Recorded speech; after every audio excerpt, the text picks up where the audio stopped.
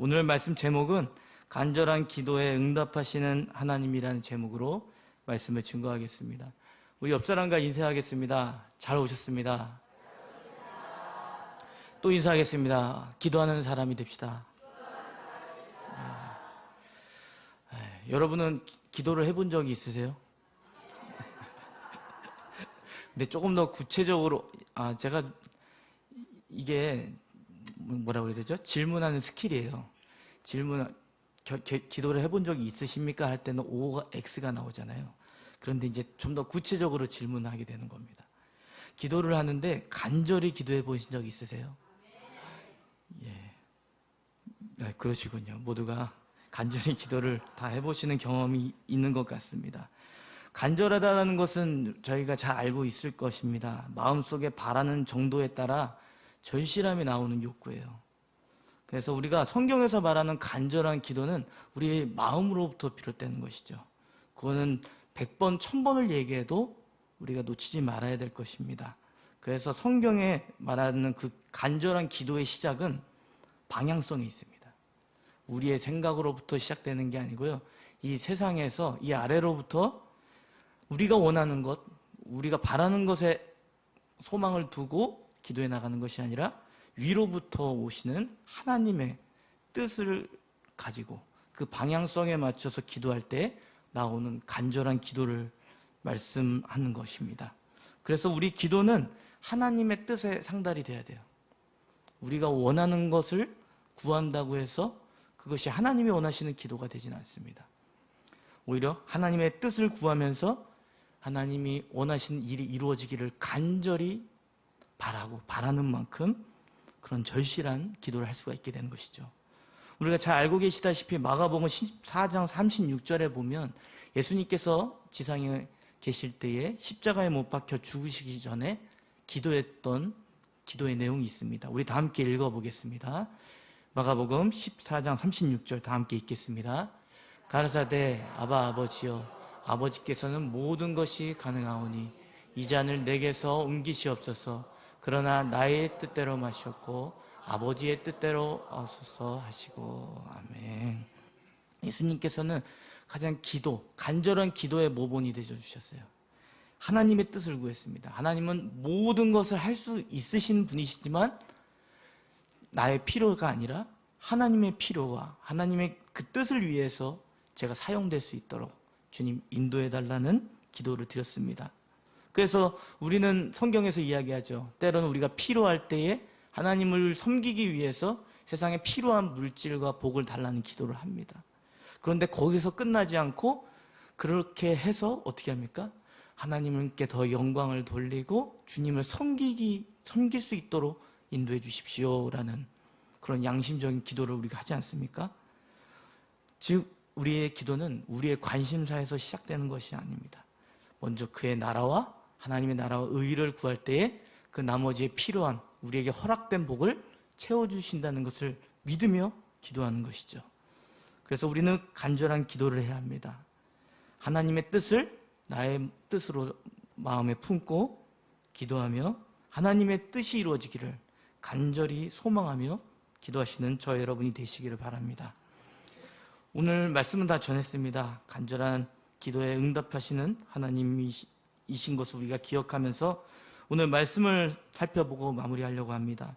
우리가 혹시나 우리가 간절한 기도를 하는데 잘못된 방향으로 가고 있지는 않은지, 그리고 때로는 하나님의 기도의 응답이 더디 이루어진다고 느껴서 절망 가운데 기도를 멈추진 않았는지를 우리가 살펴보는 시간이 되기를 바랍니다. 그래서 다시 한번 우리가 하나님 앞에서 이 교회 안에서 간절한 기도의 자리를 지키며 나아가시는 저와 여러분이 되시기를 바랍니다. 오늘 성경 말씀은 이제 예레미야 30장부터 33장까지는 위로의 책이라는 말씀을 담고 있어요. 그래서 예레미야는 별명이 붙죠. 어떤 선지자라고 이렇게 막 붙어요. 명칭이요. 여러분은 어떤 선지자로 알고 있습니까? 눈물의 선지자. 예, 가장 대표적인 선지자의 명칭이죠. 또 순환의 선지자라고도 이야기합니다. 잘 알고 계시다시피 그 예레미야가 약 그 남유다 있죠. 이미 북이스라엘, 남과 북이 갈리고 북이스라엘이 멸망한 다음에 이제 남유다의 요시야 왕 13년 때부터 이제 시드기야, 이제 남유다의 마지막 왕 시드기야 때까지 사역을 했었던 선지자입니다. 사역을 했던 기간은 40년 정도 되었다고 그래요. 그래서 예레미야는 그 40년 동안 하나님의 뜻을 전하는 그 사명을 감당했습니다. 근데 조금 더 부가적으로 말씀을 드리자면, 예레미야는 그 40년의 기간 동안 그 정치적으로도 종교적으로 격동의 시기를 겪으며 하나님의 말씀을 전했던 선지자입니다. 종교적인 관점에서는 우리가 잘 알고 계시다시피 남유다의 요시야 왕은 성전에서 율법을 발견하여서 종교개혁을 일으켰죠. 다시 하나님의 말씀으로 돌아가기 위한 그런 결단의 그런 사건들이 있었습니다. 그런데 그 사건이 그들의 왕과 또 백성들의 삶의 변화를 일으키지는 못했어요. 그들은 아직도 자신의 삶의 방식, 혼합주의적인 신앙생활, 우상숭배, 불의한 삶을 끊지를 못했습니다. 그리고 하나님의 택한 그 다윗의 계열의 자손들인 남유다 출신들의 그 왕들도 끊임없이 악을 행했다고 합니다. 이렇게 정치적으로는 이런 격동의 시기를 겪었던 것이죠. 그리고 이방 나라에 대한 그런 침입도 있었는데, 이때 당시에 요시야 왕은 애굽 왕, 그 당시에 이제 굉장히 강대국이었다고 그래요. 애굽이요. 그래서 애굽 왕에 의해서 살해가 됐습니다. 그뿐만 아니라 이제 남유다의 여러 왕들이 나타나게 됐지만, 강대국인 애굽과 또 다른 신흥 강대국 세력이 등장하게 됐어요. 나라가. 그것은 남유다를 멸망시킨 어떤 나라죠? 바벨론이라는 신흥 강대국이 일어나게 됐어요. 그래서 역사적으로 보면 약 기원전 605년경에 갈그미스 전투가 있었다고 그래요. 이방 나라인 애굽과 신흥 강대국인 바벨론이 싸움을 벌였는데, 신흥 강대국인 바벨론이 승리하게 되는 것입니다. 결국 그 일로 인해서 바벨론에게 남유다도 지배를 받게 되는 것이에요. 남유다에 의해 남유다도 그 지배를 받고 있는데, 남유다 백성들은 어땠습니까? 우상을 숭배하는 일을 하고 그 왕들도 불의를 행했어요. 그 가운데서 그들이 갖고 있었던 또 특별한 의식들이 있었습니다. 그것은 무엇이냐면 선민의식이에요. 나는 하나님의 은혜를 받은 자이기 때문에 이방 나라들이 나를 함부로 공격할 수 없다. 하나님이 지켜주실 것이라는 그런 의미 없는 그 막연한 그런 신뢰감을 갖고 있었어요. 그뿐만 아닙니다. 그런 막연한 신뢰 가운데서 하나님의 성전이 우리 가운데 있고, 그리고 하나님의 임재의 처소가 있기 때문에 하나님은 우리를 보호해 주실 것이다. 이방 나라의 앞자에서 보호해 주실 것이라는 그런 막연한 또 기대를 갖고 있었죠. 그런데 결국은 어떻게 됐습니까? 586년에 멸망하게 되었습니다. 그것은 하나님의 섭리 가운데서 이스라엘 백성들, 남유다 백성들을 하나님께서 징벌하시기 위한 도구로 사용했다는 것을 이야기해 줍니다. 그래서 예레미야는 선포했죠. 하나님의 뜻을 전했어요. 그 뜻은 무엇이었냐면, 남유다가 바벨론에 의해 침략을 받고 하나님의 심판을 받게 될 것이다. 그리고 거기서 끝나는 것이 아니라 그 시간 동안 바벨론의 나라에 가서 그 이방 나라의 왕에게 지배를 받고 어학과 그런 아픔의 시간들을 보내겠지만, 그 시간들을 지나고 난 다음에는 하나님이 그들을 다시 한번 회복시키실 것이다. 그래서 그들을 구원해서 그들의 마음을 새롭게 하여 영원한 구원에 이르도록 도울 것이라고 위로의 메시지를 전해주고 있는 것입니다. 이 상황에서 예레미야는 어떤 마음이었을까요? 눈물의 선지자라고 했잖아요. 그 눈물은 어떤 눈물이었을까요? 민족적인 아픔 때문에 이방 나라의 압제를 받고 있는 그런 상황에 있는 연약한 자신들의 모습을 보면서 슬퍼한 것일까요? 그것도 있을 것입니다. 그런데 무엇보다도 슬퍼했던 것은 무엇이냐면, 하나님의 뜻을 받아들이지 못하는 남유다 백성들의 완악한 모습 때문입니다. 하나님은 그들을 심판하실 것이라고 했거든요. 그리고 이방 나라가 쳐들어올 때 항복하라고 했습니다. 그건 하나님이 그들을 막대기로 사용하여서 너희들 가운데 징벌을 내리시는 하나님의 뜻이다라고 말씀을 했는데, 그들은 자신의 뜻을 굽히지 않았어요. 그래서 하나님의 뜻을 전하는 예레미야가 눈물의 선지자인 것처럼 아픔과 슬픔, 그 아픔과 슬픔은 자신의 하나님의 뜻을 생각하지 않고 자신의 뜻을 주장하고 자기의 배와 이속을 챙기면서 죄를 범하며 나아가는 백성들을 위한 눈물이었습니다.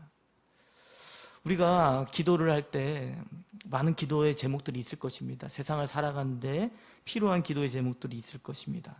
그런데 우리가 기도를 해야 될 것은 무엇이냐면 그들의 마음에 하나님의 말씀이 심겨질 수 있기를 위해서 기도해야 될 것입니다.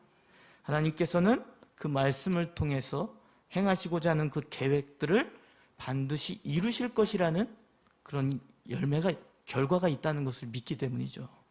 그래서 우리는 하나님의 말씀이 나에게 어떠한 불행과 또한 슬픔을 가져다 준다 할지라도 그것이 끝이 아니기 때문에, 하나님이 나에게 더 좋은 유익을 주시기 위한 말씀이기 때문에 그 말씀을 주신다는 것을 깨닫고 우리가 받아들여야 될 줄 믿습니다.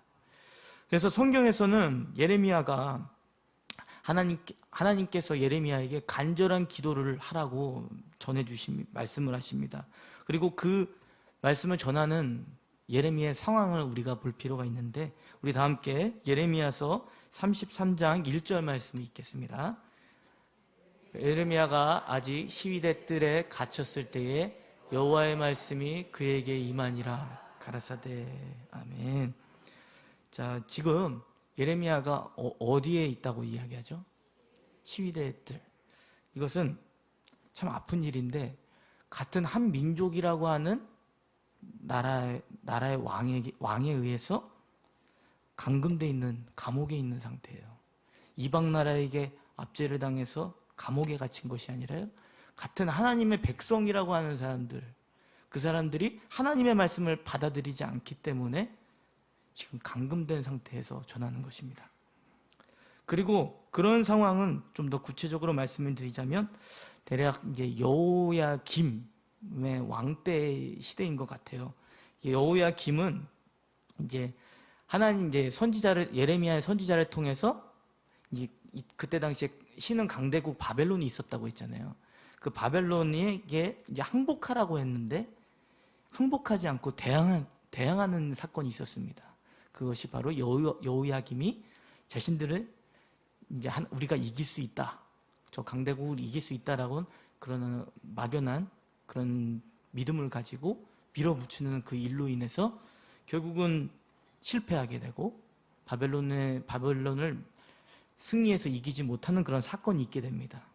그리고 난 다음에 그 상황에서 예레미야는 이제 남유다의 그 여호야김의 말에 배격을 한 거잖아요. 반대를 했잖아요.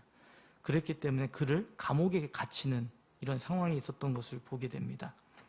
이처럼 우리가 생각해 볼 수 있는 것은, 우리가 이렇게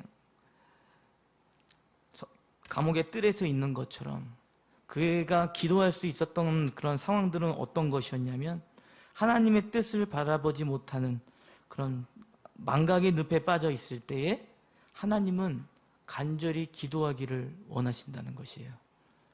여러분은 어떻습니까? 여러분의 가정과 주변에 있는 여러분의 그 삶의 터에서 하나님의 뜻이 막 발견되고 하시나요? 하나님의 뜻을 막 어떤 사람을 통해서 전해지고 막 기쁨의 복음의 소식이 전해지고 있나요? 전해지지 않고 있나요? 그런 상황이라면 마치 하나님이 예레미야에게 나타나셔서 말씀하신 이 상황과 다르지 않다고 생각합니다. 오늘 아까 1절에서 말씀드린 것처럼 두 번째 하나님이 예레미야에게 나타나서 말씀하시니라고 했습니다. 예레미야는 자신의 사명을 감당하는데 자신의 백성들에게까지 부정을 당했어요. 그는 소망을 둘 상황이 없었죠. 의지할 대상도 없었습니다. 그런데 그가 붙들 수 있었던 것은 그 감옥 안에서 하나님의 말씀이 임했다는 그 사실이에요. 하나님의 말씀이 나에게 주어져 있다는 그 사실. 그리고 하나님이 그 주어지시고 우리에게 주셨던 그 말씀이 있다는 것은 하나님이 반드시 그 열매를, 그 결과를 내실 것이라는 그 역사적인 사건들이 우리에게 주어져 있다는 것을 보여줍니다. 우리는 기도할 수 있습니다. 언제 기도할 수 있습니까? 하나님의 뜻이 발견되지 않는 자리에서 기도할 수 있어요. 하나님의 뜻을 구할 수 있게 해주시옵소서. 하나님의 뜻이 발견되지 않고 자신의 주장을 하는 이 공동체 안에서 하나님의 말씀이 설 수 있도록 도와주십시오. 그것이 하나님이 원하시는 뜻입니다 라고 우리가 고백할 수 있을 것입니다. 저와 여러분이 그런 믿음을 가지고 지금이 간절히 기도할 때인 것 같습니다. 하나님의 뜻을 구하지 않고 하나님의 말씀이 나랑 맞지 않는다고 하여서 부정하고 배격하는 그런 완악한 삶의 그 현장에서 우리가 기도할 수 있습니다. 저 여러분이 그 기도의 자리를 놓치지 않으시기를 바랍니다. 이렇게 다시 한번 예레미야에게 위로의 메시지를 전해주는데, 예레미야서 33장 3절 말씀을 읽겠습니다. 너는 내게 부르짖으라. 내가 내게 응답하겠고 내가 알지 못하는 크고 비밀한 것을 보이리라. 아멘. 하나님께서는 응답해 주신다고 했어요. 부르짖을 때, 하나님께 부르짖으며 기도할 때, 간절히 기도할 때 하나님은 반드시 그 기도를 응답하신다고 말씀합니다. 그리고 그 결과를 주신다고 말씀하셨죠. 그것은 무엇입니까? 우리가 알지 못하고 크고 비밀한 것을 알려주신다고 말씀했습니다. 우리가 크고 비밀한 것 이야기하니까 딱 앞에 있는 거 다 자르고 하나님이 응답해 주신다, 우리가 알지 못하고 크고 비밀한 것을 보여주실 것이라고 이 말씀만 보면은 우리가 우리의 어떠한 기도의 모습을 하는지를 우리가 생각해 볼 수 있을 것 같아요. 때로는 우리가 원하는 것들이 있잖아요. 사업의 장애, 사업을 하시는 분들이 있다면 사업이 잘 될 수 있도록 도와달라고, 그리고 그것을 이제 적용해서 크고 비밀한 일을 알려주실 것이다, 막 이렇게 때로는 전할 때도 있었던 것 같아요. 그런데 사실은 크고 비밀한 것이 이미 예레미야에게 알려주셨습니다. 32장에 그 크고 비밀한 일, 하나님이 어떠한 일을 이루실 것인지 이미 예레미야에게 알려주셨어요. 우리 다 함께 예레미야서 32장 38절에서 42절 말씀 읽겠습니다. 그들은 내 백성이 되겠고 나는 그들의 하나님이 될 것이며 내가 그들에게 한 마음과 한 길을 줘 자기들과 자기 후손의 복을 항상 나를 경외하게 하고 내가 그들에게 복을 주기 위하여 그들을 떠나지 아니하리라. 는 영원한 언약을 그들에게 세우고 너를 영원한 그들의 나를 떠나지 않게 하고 내가 기쁨으로 그들에게 복을 주되 정당에 나의 마음과 정신을 다하여 그들을 이 땅에 삼으리라. 나 여호와가 이같이 말하노라. 내가 이 백성에게 재앙을 같이 배역한 모든 복을 그들에게 내리리라. 아멘. 하나님께서는 자기 백성이 되게 한다고 말씀하셨습니다. 그리고 영원한 복을 주신다고 했어요. 그리고 하나님을 영원히 경외하면서 하나님이 주시는 복을, 허락하신 복을 가져다 줄 수 있도록 약속하셨습니다. 그 말씀을 이미 약속해 주셨다는 것이죠. 근데 그 피고 비밀하다는 것은 무엇이냐면 우리가 이 세상에서 우리가 논리적으로 우리가 어떤 인과관계 속에서 이 세상에 일어나는 일들 가운데 우리가 이해하는 정도로 알 수 있는 것이 아니라 우리의 이해를 넘어서서 하나님이 하시고자 하는 비밀한 일들을 반드시 이루실 거라는 약속의 말씀을 주시는 것입니다. 그래서 예레미야는 다시 자신이 붙들고 있는 사명을 감당할 수 있게 되는 것이죠. 그리고 하나님이 원하시는 그 뜻의 방향에 맞춰서 다시 한번 하나님께 기도하는 거예요. 예레미야가 할 수 있는 것은 하나님이 원하시는 간절한 기도이기 때문입니다. 제가 예전에 교회 사역을 하다가 그 담임 목사님께서 어떤 성도님에 대해서 이렇게 말씀해 주신 적이 있어요. 참 아픈 이야기이기도 하지만 정말 하나님의 백성 가운데 백성답고 하나님의 은혜를 사모하는 그런 간절한 기도라는 생각을 했는데, 그 성도님이 이제 어떤 일을 하다가 이제 교회 생활도 열심히 하시고 또 이렇게 섬기는 일도 많이 하셨는데 사고가 났습니다. 어떤 전봇대, 어떤 차가 전봇대에 이렇게 성도님이 서 계셨는데 그 차가 이제 서 계시는 성도님을 쳐버린 거예요, 차로. 그래서 이제 좀 아픈 이야기지만 이제 다리를 쓰지 못하게 됐습니다. 그래서 갑자기 제 눈물이 나는데, 그런 이제 아픔의 시간들을 겪으면서 담임 목사님이 이제 거의 신방을 가야 되잖아요. 그래서 어떤 말씀을 전할까 고민했대요. 어떤 게 위로가 될까 그 사람에게. 고민을 하면서 기도하면서 갔다고 합니다. 근데 그 성도님한테 이렇게 찾아갔더니 그 성도님이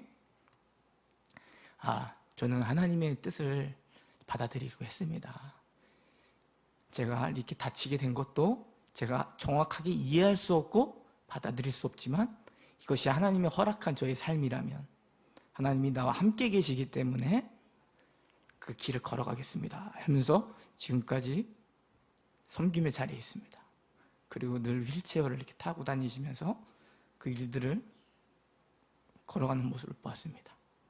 여러분은 어떻습니까? 우리가 바라고 있는 것들이 세상에 풍요로움과 또 즐거움일 수도 있어요. 그런데 이 성도님의 그 간증의 이야기가 참 부끄럽게 만들어요, 우리의 기도를. 하나님은 우리에게 원하는 가장 중요한 것은 무엇이냐면 우리의 죄 문제를 해결하는 거거든요. 우리 죄 문제를 해결하고 하나님의 거룩한 백성답게 삶으로 경배하며 영광 돌리는 그 삶의 자리에 있기를 원하시는 것이 하나님의 뜻입니다. 그리고 불편하긴 하지만 하나님의 허락한 시간을 살아내야 되는 그런 아픔의 시간도 있거든요. 그런데 더 중요한 것은 하나님이 그분에게 가져다 주시는 영원한 구원이 허락되어 있다는 것. 그 사실 때문에 오늘 우리에게 그 비밀한 일이 우리에게 주어져 있다는 것을 기억했으면 좋겠습니다. 그리고 그 사실 때문에 저와 여러분이 그 하나님이 가져다 주시는 구원의 복을 생각하면서 간절히 기도의 자리로 나아갈 수 있는 저와 여러분이 되셨으면 좋겠습니다. 유다 백성들의 그 안타까운 모습은 무엇이냐면 그들의 풍요로움도 아니고 그들이 이방 나라와 싸워서 이기게 되는 그 승리의 자리도 아닙니다. 그들이 정말 안타까워야 되는 것은 무엇이냐면 하나님의 뜻을 생각하지 않는 거예요. 인간적인 겉모습일 수 있잖아요. 인간적인 방법은 무엇입니까?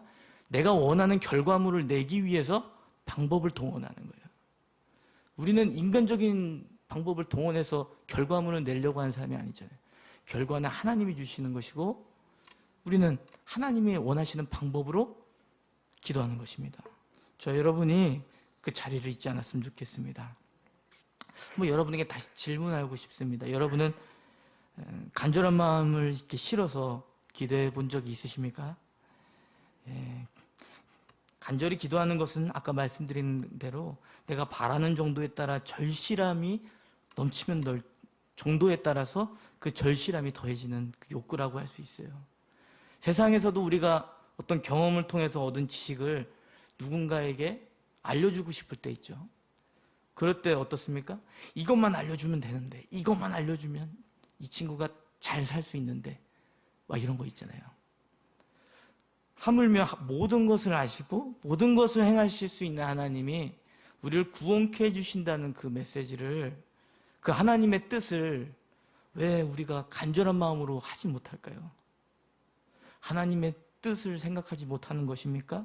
아니면 하나님의 뜻이 이루어질 것이라는 그 믿음이 없어서입니까?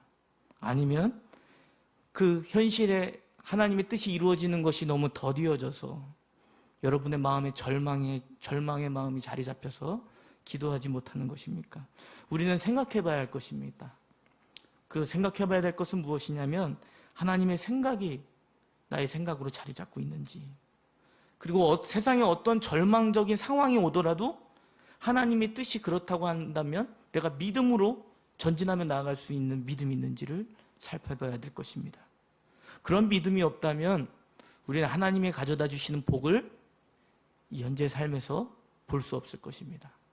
오직 믿음으로 그 그것을 행할 수 있습니다.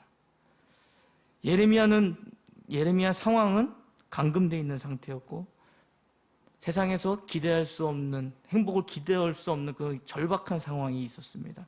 그럼에도 불구하고 그가 소망을 갖고 간절히 기도할 수 있는 것은 무엇이냐면 하나님이 하시고자 하는 그 뜻이 나에게 있기 때문에, 나를 통해서 이루고자 하시는 그 계획들이 있기 때문에 그 자리에 있을 수 있었습니다. 저와 여러분이 그 간절한 기도의 자리에 있으시기를 바랍니다. 우리 다 함께 다시 한번 예레미야서 33장 2절에서 3절 말씀을 읽겠습니다. 이를 행하시는 여호와, 그것을 지켜 섬기시는 여호와, 그 이름을 여호와라 하는 자가 이같이 이르노라. 나는 내게 부르짖으라. 내가 내게 응답하겠고 내가 알지 못하는 크고 비밀한 일을 내게 보시리라. 아멘. 제가 간절한 기도 이렇게 제목을 붙였는데 대체 간절한 기도의 제목이 본문 어디서 나온 거야 이렇게 생각할 수도 있을 거라는 생각이 듭니다. 그런데 근거가 없는 게 아니에요. 제가 근거 없이 하면은 신뢰가 안 되잖아요. 아까 말씀드린 대로 응답하시기 전에 우리가 해야 되는 행위가 뭐였죠? 너는 내게 부르짖으라는 것입니다. 부르짖으라는 뜻이 그 원어의 의미에 한 세 가지 정도의 의미가 있다고 그래요. 더 있을 수 있지만 대표적으로 하나님을 신뢰한다라는 의미를 갖고 있습니다. 그 두 번째는 목청을 다해서 이제 하나님을 크게 부른다. 그 의미도 갖고 있습니다. 근데 또 하나 세 번째 의미가 있습니다. 간절한 마음으로 부르짖는다라는 의미가 갖고 있습니다. 제가 여기서 강조하고 싶은 것은 우리가 큰 소리로 그냥 부르짖어라 라고 하면은 마치 우리가 이런 생각이 들잖아요. 그냥 외적으로 크게만 해라. 그래서 마치 이런 거 같잖아요. 그냥 허공에다가 메아리 치는 소리를 탁탁 질러라는 그런 의미밖에 들리지 않잖아요. 근데 사실 더 중요한 거는 우리 마음에 하나님의 뜻을 신뢰하는 마음이 있어야 되는 거예요. 하나님의 뜻을 신뢰하고 하나님의 뜻이 이루어지기를 소망하면서 기도하는 거예요. 간절한 마음으로.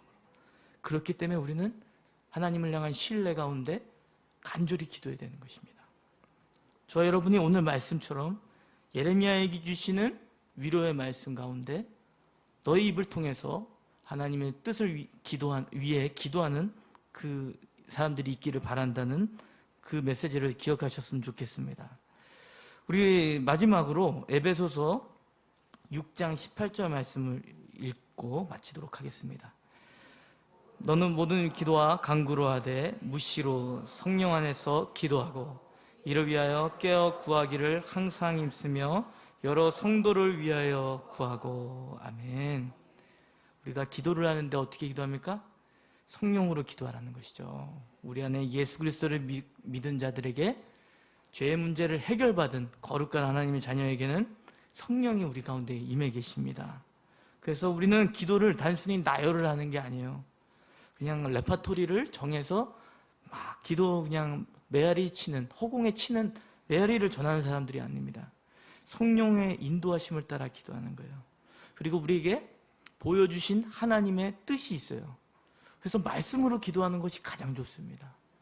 그리고 말씀을 삶에 적용하면서 하나님의 뜻인지 아닌지 잘 분간이 안 될 때는 하나님께 기도하면서 하나님의 뜻을 구하는 거예요. 생각나게 해주십시오.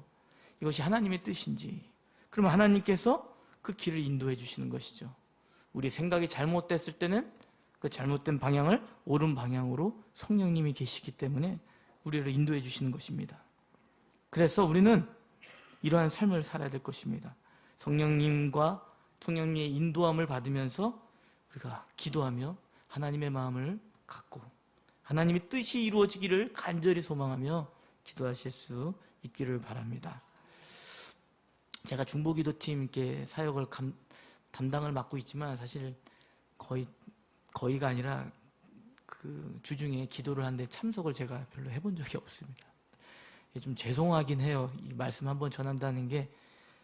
그런데 제가 사람을 통해서 위로받는 것보다는 하나님의 사명이잖아요. 하나님 맡겨주신 사명이요. 그것을 깨닫는 시간이 됐으면 좋겠습니다. 우리 중보기도팀이 사명 중보 이 하나님의 나라를 위해서 기도하고 하나님의 뜻이 이루어지기를 위해서 기도할 때에 그 하나님의 뜻이 여러분들을 통해서 또 확인되어질 것이고 하나님의 행하신 일들이 여러분을 통해서 이루어질 거란 저는 믿습니다. 그 믿음을 가지고 자리를 지켰으면 좋겠습니다. 때로는 절망적인 상황이 있을 수 있고 때로는 하나님의 뜻이 이루어지지 않으니까 우리 마음 가운데 불신의 마음이 생길 수 있어요. 하나님이 들어주실까? 그리고 하나님은 하실 수 없는 분이야 라는 이 마음이 자리 잡힐 수 있습니다. 그런 마음이 있을지 몰라도 그건 우리의 생각이죠. 하나님의 생각에 우리가 집중해야 될 줄 믿습니다.